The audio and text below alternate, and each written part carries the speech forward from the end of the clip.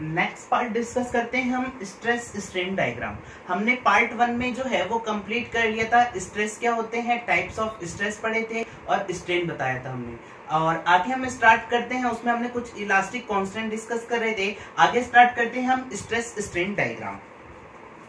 Stress strain diagram जो है वो हमारे सबसे पहले ये पता होता है ये हमें किसकी हेल्प से बनाया जाता है। ये बनाया जाता है आपके यूटीएम मशीन पर। किस पर बनाया जाता है, यूटीएम मशीन, ठीक है। जो इसको बोलते हैं यूनिवर्सल टेस्टिंग मशीन। क्या बोलते हैं, यूनिवर्सल टेस्टिंग मशीन। इसकी हेल्प से हम क्या करते हैं, स्ट्रेस स्ट्रेन डायग्राम जो है वो प्लॉट करते हैं। ये जो होता है वो डिफरेंट डिफरेंट मटेरियल के लिए डिफरेंट डिफरेंट निकल कर आता है। हम यहाँ पर जो ड्रॉ करने वाले हैं वो करने वाले हैं माइल्ड स्टील के लिए। किसके लिए ड्रॉ करने वाले, माइल्ड स्टील के लिए। यहाँ पर वाई एक्सिस पर आप क्या लोगे, स्ट्रेस, और एक्स एक्सिस पर क्या लोगे आप, स्ट्रेन। क्यों, क्योंकि ये क्या है, इंडिपेंडेंट क्वांटिटी है। आपको पता है with in the elastic limit हमें क्या होता है, स्ट्रेस जो होता है वो कैसे वेरी करता है, लीनियरली वेरी करता है। उसके बाद जब आप बॉडी को, जब आप बॉडी, एक बॉडी है, आप उस पर फोर्स लगा रहे हो। जब आप फोर्स लगाओगे इस बॉडी पर, जब आपने फोर्स लगाया ऐसे करके, जब आप फोर्स लगाओगे तो जब तक आपके हमारे पास स्ट्रेस जो है वो डायरेक्टली प्रोपोर्शनल है स्ट्रेन की, तब तक कैसे वेरी करेगा, लीनियर वेरी करेगा। उसके बाद क्या होगा, हमारे पास स्ट्रेन एकदम बढ़ेगा। जब आप फोर्स हल्का सा कम करते हो और इस फोर्स के कम करने पर भी हमारे पास इसमें क्या हो, कुछ ना कुछ स्ट्रेन डेवलप हो। और उसके बाद जब आप फोर्स और बढ़ाओगे तो आपके पास क्या हो जाएगा, बॉडी और इलांगेट हो जाएगी, और ज्यादा इलांगेट हो जाएगी। तो ये जो है हमारे पास, इनमें हमारे पास कुछ पॉइंट्स डिसाइड होते हैं जिन्हें हम बता रहे हैं। पहला पॉइंट जो है आपको पता है ये कौन सा होता है, सबसे पहला जो पॉइंट होता है इलास्टिक पॉइंट या इलास्टिक लिमिट।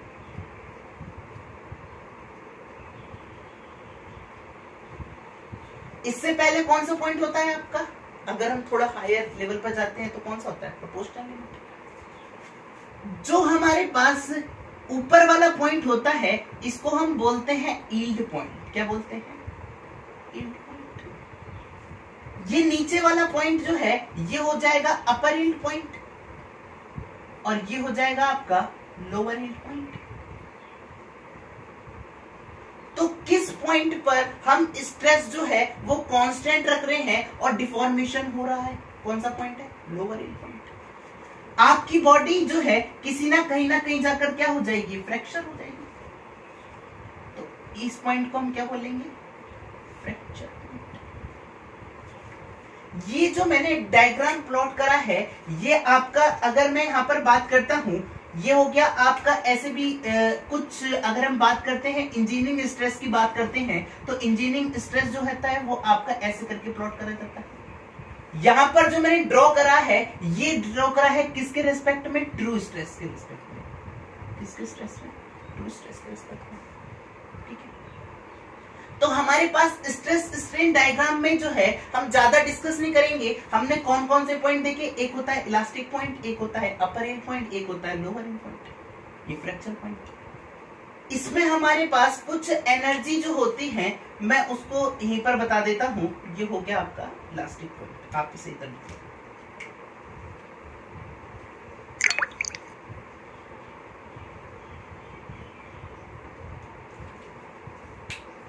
जो आप स्ट्रेस और स्ट्रेन जो होता है ये आपको देता है क्या, इसका जो एरिया होता है वो क्या देता है आपको, एनर्जी। क्या देता है, एनर्जी। तो अगर हम बात करते हैं आगे प्रॉपर्टी ऑफ मटेरियल की, इसको हम आगे डिस्कस करेंगे स्ट्रेन एनर्जी को।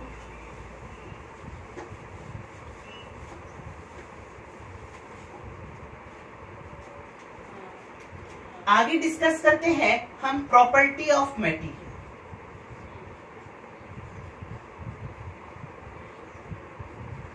सबसे पहली प्रॉपर्टी मैं डिस्कस करने वाला हूं यहां पर इलास्टिसिटी, प्रत्यास्था। इलास्टिसिटी प्रॉपर्टी क्या होती है? मतलब बॉडी जो होती है रिगेन इट्स पोजीशन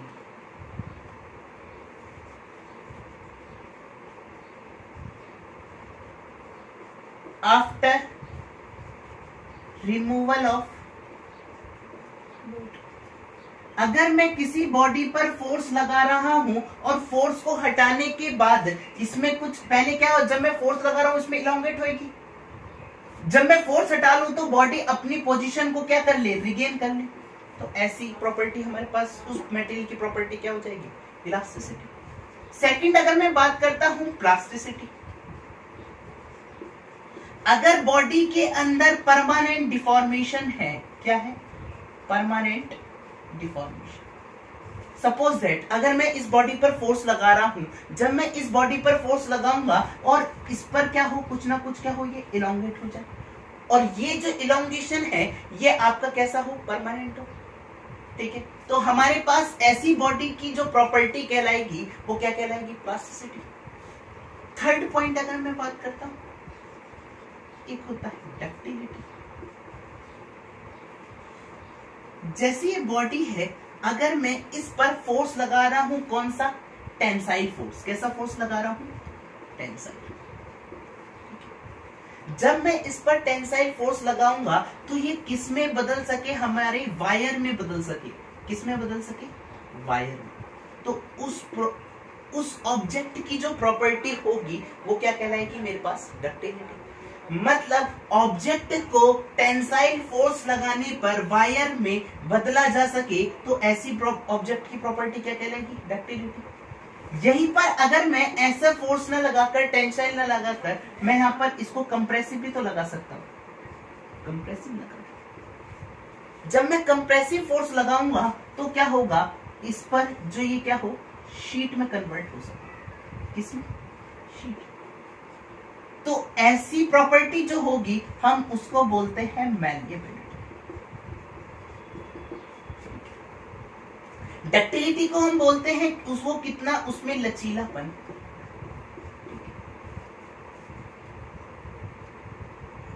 एक होती है आपकी टफनेस, अगर आगे बात करते हैं, एक होती है आपकी टफनेस।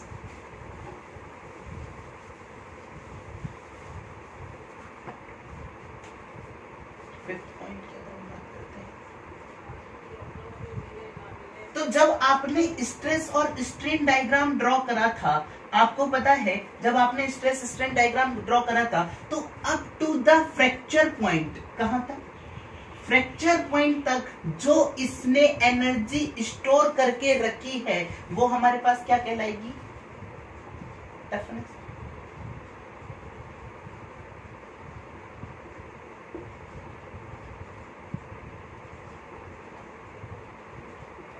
यहीं पर अगर मैं बात कर लेता हूं रेजिलियंस की, रेजिलियंस क्या होता है, इलास्टिक लिमिट तक, कहां तक, इलास्टिक पॉइंट जो हमने डिस्कस करा, इलास्टिक पॉइंट तक जो ये एनर्जी एब्जॉर्ब करता है वो हमारे पास इस बॉडी की जो प्रॉपर्टी कहलाएगी वो हमारे पास क्या कहलाएगी, रेजिलियंस।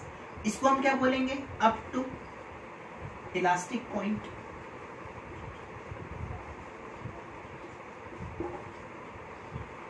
एनर्जी। ठीक है, आगे बात करते हैं। हमने ये जो एनर्जी एब्जॉर्ब कर रही है वो हमारे पास कौन सी एनर्जी है, इसको हम बोलते हैं स्ट्रेन एनर्जी। क्या बोलते हैं, स्ट्रेन एनर्जी। कौन सी एनर्जी, स्ट्रेन एनर्जी।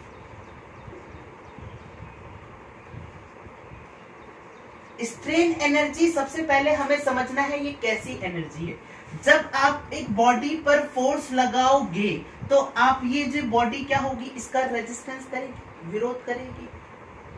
जब ये इसका अपोज करेगी तो ये इसके अंदर कुछ ना कुछ क्या होगी, एनर्जी क्रिएट होगी, और जो इसका क्या करेगी, अपोज करेगी। तो उस एनर्जी को मैं क्या बोल रहा हूं, स्ट्रेन एनर्जी।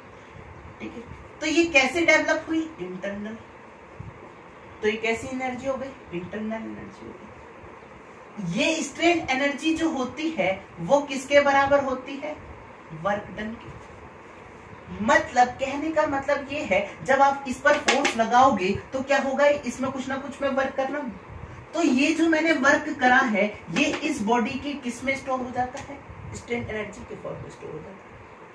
आपको पता है जब मैंने वर्क एनर्जी पावर पढ़ाया था तो फोर्स और डिस्प्लेसमेंट का ग्राफ क्या बनाया था मैंने? ये तो बताया। आपको पता है स्ट्रेस जो है, सपोज दैट मैंने कहा यहां तक लीनियर वेरी कर रहा है, कहां तक वेरी कर रहा है? ये लीनियर वेरी कर रहा है। स्ट्रेन एनर्जी कहां तक एब्सॉर्ब होगी? जहां तक वो क्या हो, स्ट्रेस जो है वो क्या हो, स्ट्रेन के डायरेक्टली प्रोपोर्शनल हो।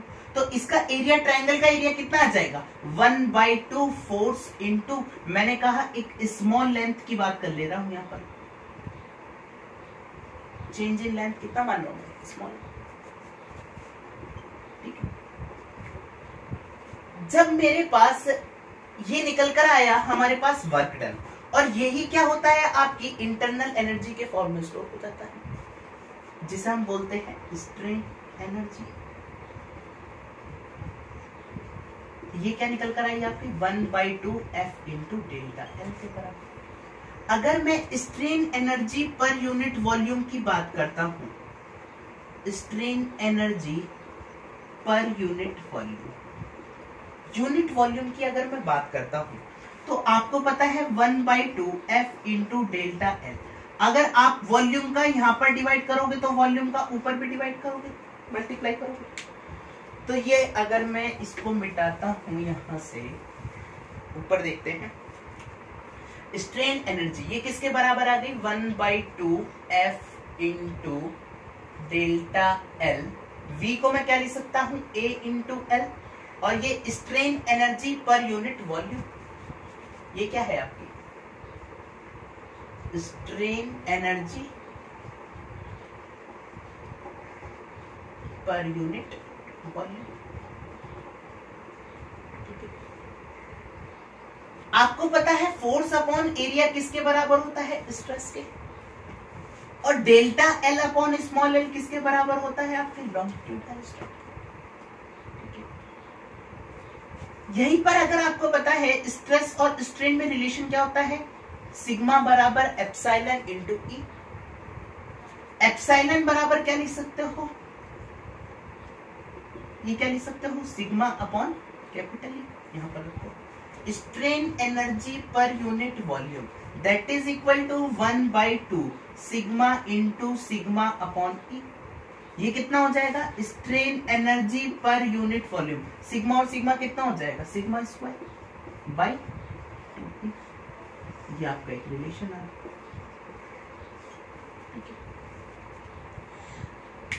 आगे थोड़ी सी और बात कर लेते हैं। एक पॉइंट याद आ रहा है, ब्रिटल और डक्टाइल मटेरियल।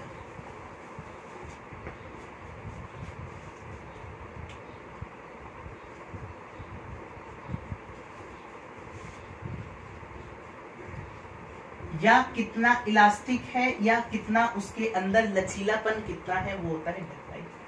ब्रिटल को हम क्या बोलते हैं? कितना रिजिड है, ऐसा बोल सकते हैं। ठीक है, सपोज दैट मैं अगर एक बॉडी है, मैं इस पर फोर्स लगा, जब मैं इस पर फोर्स लगाऊंगा तो क्या होगा? ये बॉडी क्या होगी? इलोंगेट होगी। भाई मैंने इतना फोर्स लगा दिया इसमें,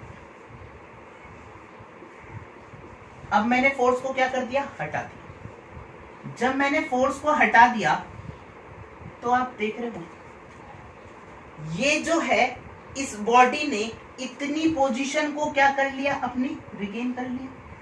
तो ये वाला जो डिफॉर्मेशन है वो कैसा डिफॉर्मेशन हो जाएगा? Elastic deformation. कैसा हो जाएगा? Elastic deformation. यहां पर जो है इतना तो डिफॉर्मेशन रही गया भाई इसके अंदर, परमानेंट। तो ये कैसा हो जाएगा आपका? Permanent deformation.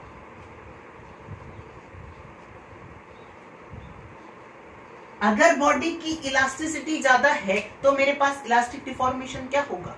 ज्यादा होगा भाई। ठीक है। जैसे अगर मैं बात कर लेता हूं, यहीं पर एक पॉइंट याद आ रहा है, उसको हम बोलते हैं इलास्टिसिटी। इलास्टिसिटी अगर मैं बात करता हूं, टेम्परेचर के बढ़ाने पर इस पर क्या इफेक्ट पड़ेगा। आपको पता है अगर बॉडी ज्यादा इलास्टिक है तो लीनियरली वेरी करेगा मेरे पास। टेम्परेचर बढ़ा दिया तो मैंने स्ट्रेंथ तो पहले से ही डेवलप कर दिया। कोई अगर हम नॉर्मल बात करते हैं तो टेम्परेचर के बढ़ाने पर क्या होता है, बॉडी एक्सपेंड होती है। एक्सपेंड होगी तो इसके अंदर जो है वो इतना जो स्ट्रेन है वो तो पहले से ही आ जाएगा, तो मेरे पास बचा कितना, इतना। तो टेम्परेचर के बढ़ाने पर इलास्टिसिटी क्या हो जाएगी, कम हो जाएगी। यहां पर हम बात कर रहे थे, यहां पर जो है ये क्या है, परमानेंट डिफॉर्मेशन, ये क्या है मेरे पास, इलास्टिक डिफॉर्मेशन। तो हमारे पास ब्रिटल मटेरियल ऐसे होते हैं जिनके अंदर ओनली एंड ओनली कौन सा होता है, इलास्टिक डिफॉर्मेशन। कौन सा होता है, इलास्टिक डिफॉर्मेशन। मतलब कहने का मतलब क्या है कि ये आपको, अगर मेरे पास रबड़ की बात करता हूं, रबड़ क्या है आपका, एक ब्रिटल मटेरियल। कास्ट आयरन जो है वो कैसा है आपका, ब्रिटल मटेरियल। कंक्रीट जो है, ये जितने भी एग्जांपल लिख रहा हूं ये सब पूछे गए हैं। कंक्रीट जो है वो आपका क्या है, ब्रिटल मटेरियल। मतलब आप रबड़ को जब खींचोगे वो इलास्टिक डिफॉर्मेशन तो शो करेगा, इलास्टिक डिफॉर्मेशन तो शो करेगा, पर उसकी शेप में अगर मैं बात करता हूं कोई भी परमानेंट डिफॉर्मेशन नहीं रह जाएगा। ठीक है। अगर हम बात करते हैं डक्टाइल मटेरियल की, तो डक्टाइल मटेरियल के अंदर हमारे पास क्या होता है, डक्टाइल मटेरियल की बात करते हैं तो डक्टाइल मटेरियल में हमारे पास इलास्टिक डिफॉर्मेशन भी होता है और प्लास्टिक डिफॉर्मेशन भी होता है। जैसे एग्जाम्पल कौन कौन से हो गए, एग्जाम्पल की अगर मैं बात करता हूं तो एग्जाम्पल में मैंने कह दिया माइल्ड स्टील क्या है आपका, ब्रिटल मटेरियल, डक्टाइल मटेरियल। आगे अगर मैं बात करता हूं तो कॉपर क्या है आपका, डक्टाइल मटेरियल। एल्यूमिनियम क्या है आपका, डक्टाइल मटेरियल। ठीक है। तो हमने यहां तक कंप्लीट करा है इस चैप्टर को। इतने इसके बाकी क्वेश्चंस जो है वो हम सेपरेट वीडियो में कंप्लीट करेंगे। ठीक है। Okay, thank you so much for watching.